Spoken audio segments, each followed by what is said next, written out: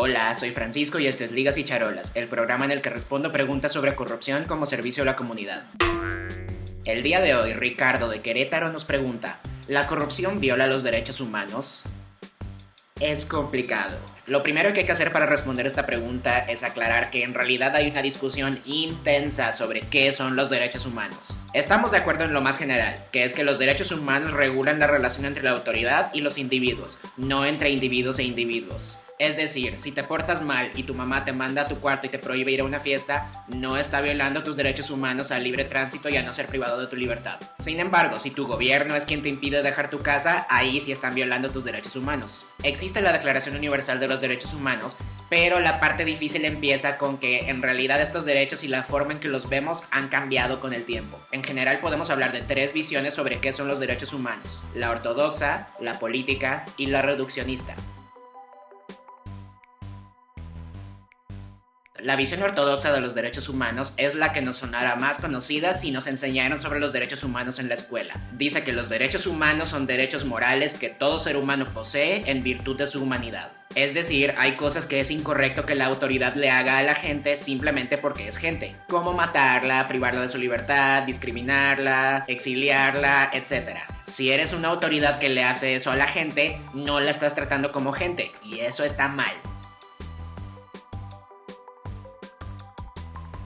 La visión política, por otro lado, considera que independientemente de qué derechos acaben en la lista final, su función principal es justificar intervenciones internacionales cuando estos se violen. Es decir, hay una razón por la cual el derecho a la vida es un derecho humano, pero no el derecho al chocolate. Si tenemos dos países y uno empieza a matar a su gente mientras el otro les empieza a quitar su chocolate, fácilmente podríamos decir que intervenir en el primero es más justificable.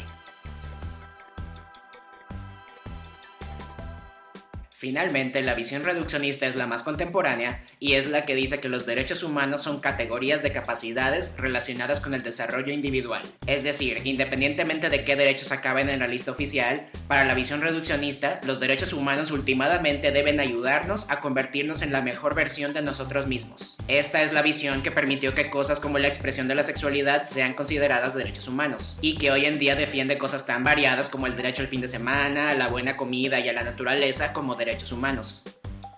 Entonces, ¿qué tiene que ver todo esto con la corrupción? Si tu intuición es pensar que no mucho, estarías en lo correcto. Si nos ponemos ortodoxos, ya, la neta, lo siento, pero vivir en un mundo sin corrupción no es un derecho humano. Y la razón es simple: vivir rodeados de corrupción no nos quita la humanidad. Uno puede vivir en el contexto más corrupto, pagando sobornos a cada paso que da, sin conocer a alguien que no tenga un conflicto de intereses, preguntándose por qué candidato votar en una elección donde todos los candidatos tienen finanzas sospechosas, y eso no le quita a uno lo humano.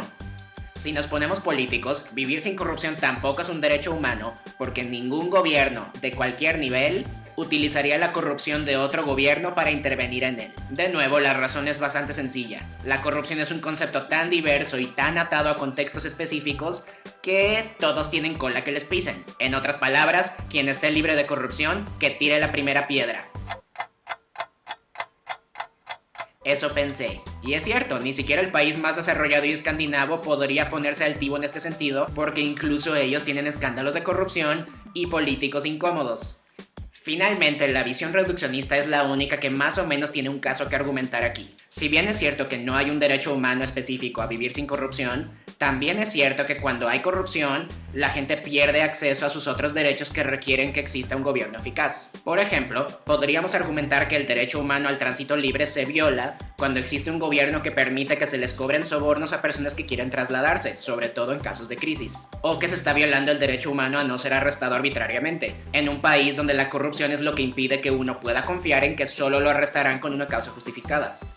Más que decir que la corrupción viola los derechos humanos, el asunto aquí es que los derechos humanos dependen de que existan reglas justificadas moralmente que se puedan poner en práctica. La corrupción impide que estas reglas justificadas moralmente se pongan en práctica, y eso puede llevar a que no se cumplan cabalmente los derechos humanos. Pero esa discusión va para otro video. Este video fue posible gracias a quienes me apoyan en Patreon.